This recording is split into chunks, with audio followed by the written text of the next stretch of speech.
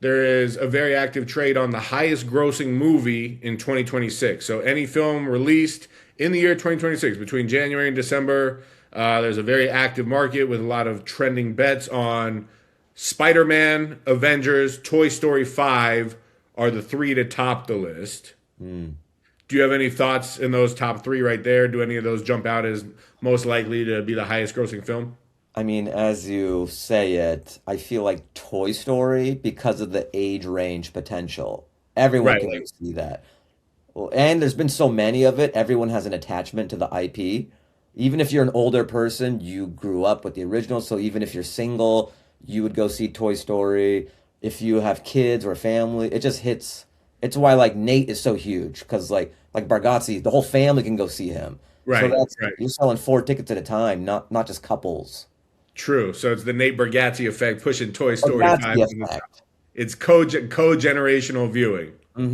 Grandma Unless can enjoy it. Slugger can enjoy it, you know? unless they just take a dark turn with the franchise, like to bring people out. They're like Toy Story 5, this time the toys fuck. Sure. Or it opens up with Woody with bloody hands and he's like, we killed him. And then Yeah. you're like, how do we get rid of the body? Yeah, it's Woody with bloody hands. It starts, you're wondering how I got here. You might be wondering how I got here. Just rewind. Buzz Lightyear with a gun.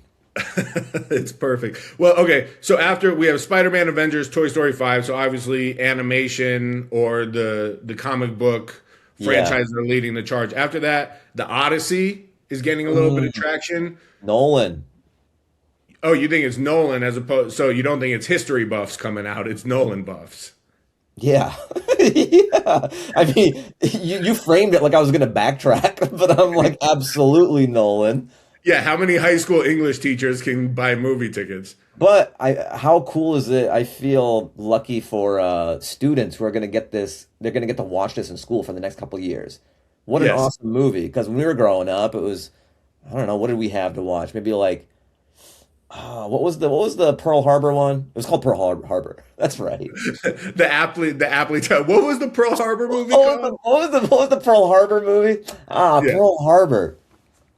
Yes, getting to watch the Odyssey in class is probably a little bit better than having to watch Schindler's List in class. I'll give you that. That would be good. Yeah. But do you think the casting controversy will add to ticket sales? Like, do you think casting Lupita Oh, Nyong'o as Helena Troy or casting Elliot Page as Achilles is going to bring mm, new viewers in or potentially push viewers away? I think it's just fun to talk about on the internet and all that, but the scope of this movie is so grand, and it's Christopher Nolan, and people are still going to go see it, but it's just something to talk about in the meantime.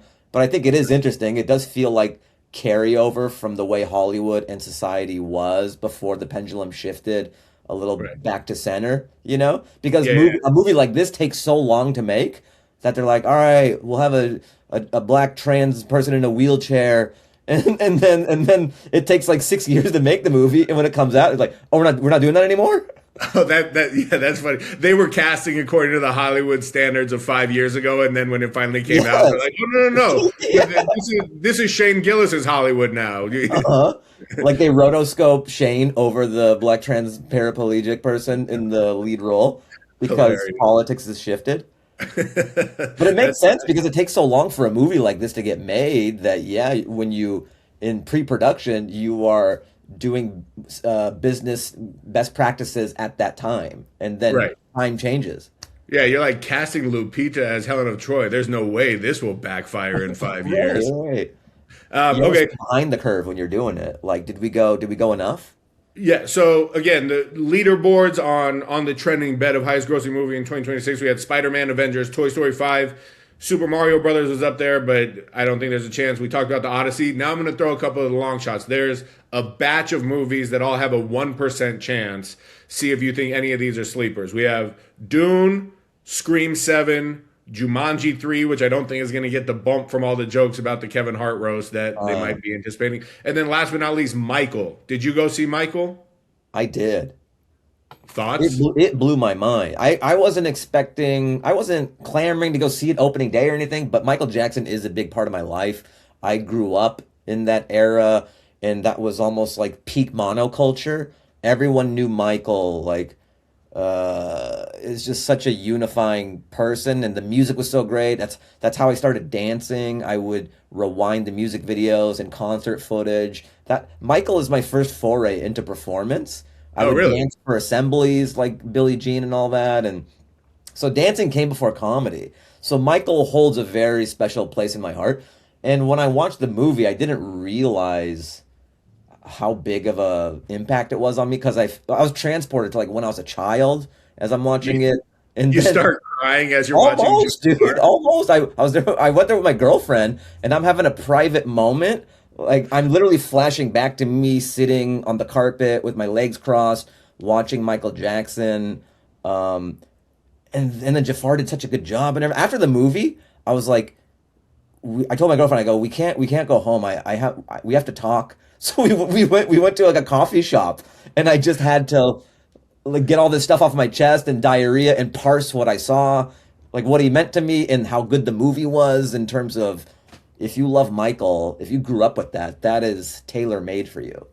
Now, I've seen you do a Michael impression. Do you think you or Jafar does a better Michael? It's tough. We got close. We both got to the very no, no. Like I look nothing. He basically is Michael Jackson Jafar, you Right. know? Like he's the nephew of Michael Jackson, and that'd be so funny if it's me and him neck to neck. And then Well, in the waiting room, I'm like, may the best Michael win. Hopefully one of us gets this. Let's stay friends forever. But he I, did an amazing. I think he should win an Oscar. yeah, it I'll would go be so funny far if as to say Jafar should win an Oscar.